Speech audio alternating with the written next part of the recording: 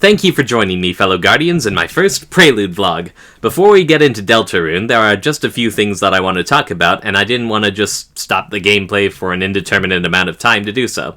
Also, major spoilers for Undertale to follow, so if you haven't played yet, get out of here! Go fill that hole in your life already, what are you doing? Anyway, there are two major things I want to cover. First of all, this theme.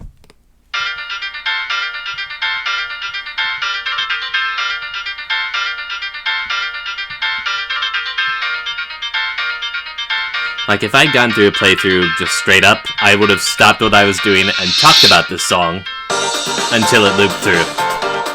This starts with sudden anticipation and intrigue, with hints of gentleness and kindness, and then erupts into daring adventurous spirit, like you're just rushing forth towards something incredible.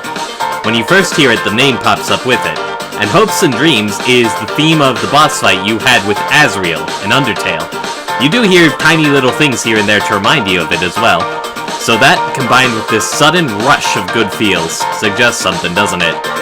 This is the song of the returning pacifist. We are back in this reality. We know how it works this time. We had some wacky, crazy hijinks no one could predict, and then we were thrust into hell and really asked if we were willing to endure for our ideals. And in answer, we busted through the impossible and emerged into a tear-jerking after effect of peace, love, and true hope for the future. And now, we gonna do that shit again, fam. In fact, there's a little something just prior to when this appears in-game that suggests we may even be able to do it better than before. Second thing is, let us never take for granted what an amazing little troll we have in Toby Fox. No sooner did people complete Undertale than they were asking, like, do you have plans to make a sequel? And Toby would say that he had no plans to make a sequel at this time. Then they found hard mode, which you access by typing in Frisk when you're asked to name the fallen child. Remember that, how the fallen child wasn't actually a character? Anywho, that only lasted until the end of the ruins, and ended on the note like, maybe Toby will get back to this, maybe not, don't get your hopes up. And again, people asked, are you going to make a sequel? And again, Toby denied it. And then they found W.D. Gaster, the character who accidentally got erased from existence as we know it, and now kind of exists everywhere in the game files.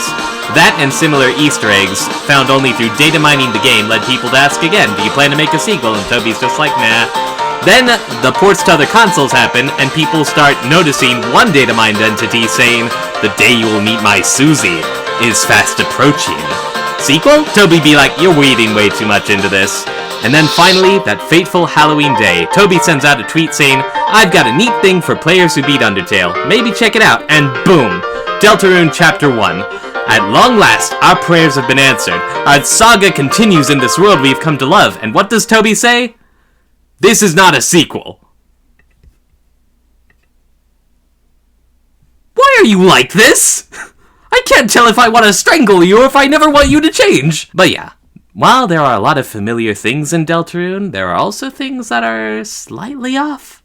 But what is clear is that Toby is going to be doing something mindfucky here.